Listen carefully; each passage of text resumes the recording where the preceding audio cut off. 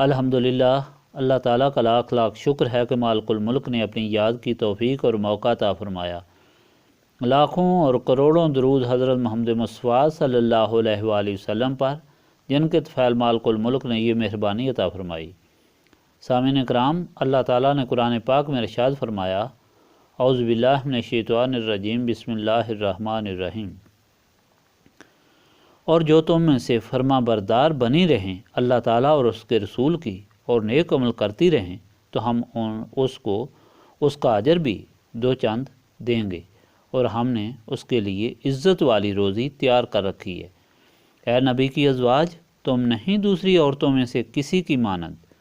اگر تم پرہیزگاری اختیار کرو، پس ایسی نرمی سے بات نہ کرو کہ طمع کرنے لگے وہ جس کے دل میں روگ ہے، اور گفتگو کرو تو باوقار انداز سے کرو،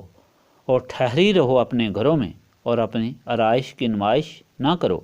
جیسے سابق دور جاہلیت میں رواج تھا، اور نماز قائم کرو اور زکوٰۃ ادا کیا کرو، اور اطاعت کرو اللہ تعالیٰ اور اس کے رسول صلی اللہ علیہ وآلہ وسلم کی۔ اللہ تعالیٰ تو یہی چاہتا ہے کہ دور کر دے تم سے پلیدی گھر والوں، اور تم کو پوری طرح پاک و صاف کر دے۔ اور یاد رکھو اللہ تعالیٰ کی آیتوں اور حکمت کی باتوں کو جو پڑھی جاتی ہیں تمہارے گھروں میں، بے شک اللہ تعالیٰ بڑا لطف فرمانے والا، ہر بات سے باخبر ہے۔ پچھلے فرمان الہی میں سن چکے ہیں کہ نسبت رسولی صلی اللہ علیہ وآلہ وسلم کی برکتیں جن لوگوں کے دل و دماغ نسبت رسولی صلی اللہ علیہ وآلہ وسلم سے منور تھے، انہیں یہودیوں اور مشرکین کی بڑی جماعت کچھ نہیں معلوم ہوتی تھی۔ رسول صلی اللہ علیہ وآلہ وسلم کی غلامی ان کی نظر میں وہ طاقت تھی جسے کوئی فتح نہیں کر سکتا، اور اس نسبت رسولی صلی اللہ علیہ وآلہ وسلم سے جو نور ان کو حاصل تھا، اس کی طاقت سے بہت بڑی خندق بھوکے پیاسے انہوں نے کھود دی، اور کفار کا بہت بڑا لشکر اللہ تعالیٰ کی مہربانی سے بھاگ گیا، اور انہوں نے دیکھا کہ عبدو کافر کو حضرت علی نے نسبت رسولی صلی اللہ علیہ وآلہ وسلم کی طاقت سے ایک وار میں 2 ٹکڑے کر دیا۔ بنی قریظہ کے قلعوں کے مالک بن گئے، ان کے مال و متاع اور زمین کے گھروں کے مالک بن گئے، کچھ کو قتل کر دیا اور باقیوں کو قیدی بنا لیا گیا۔ آج کے فرمان الہی میں اسی غلامی اور نسبت پر زور دیا گیا ہے کہ رسول صلی اللہ علیہ وآلہ وسلم کے ازواج مطہرات رضی اللہ تعالیٰ عنہ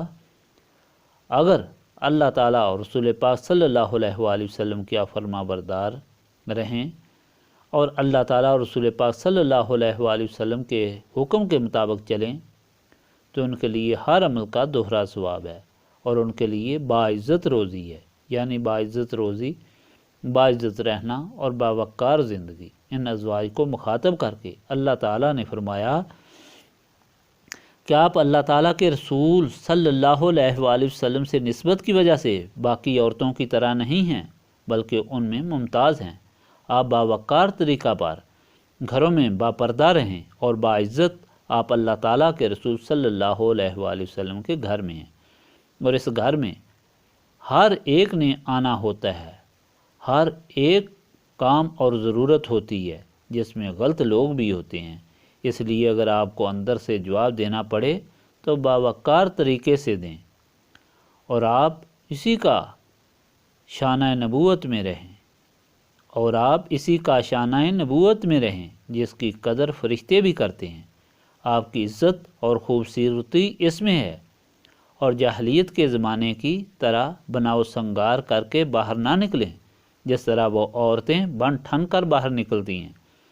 اس نورانی گھر میں نماز پڑھیں اور زکوٰۃ دیں،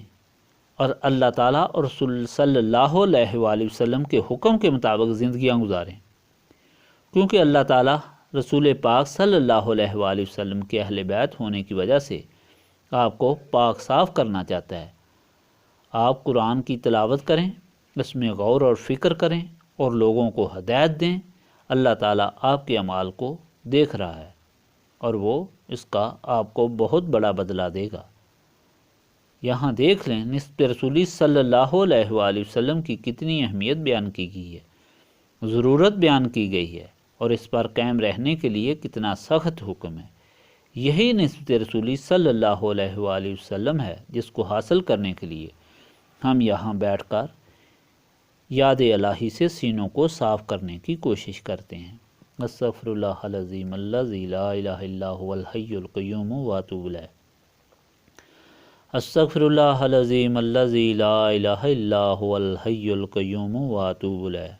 استغفر اللہ العظیم الذی لا الہ الا هو الحی القیوم واتوب الیہ۔ استغفر اللہ العظیم الذی لا الہ الا هو الحی القیوم واتوب الیہ۔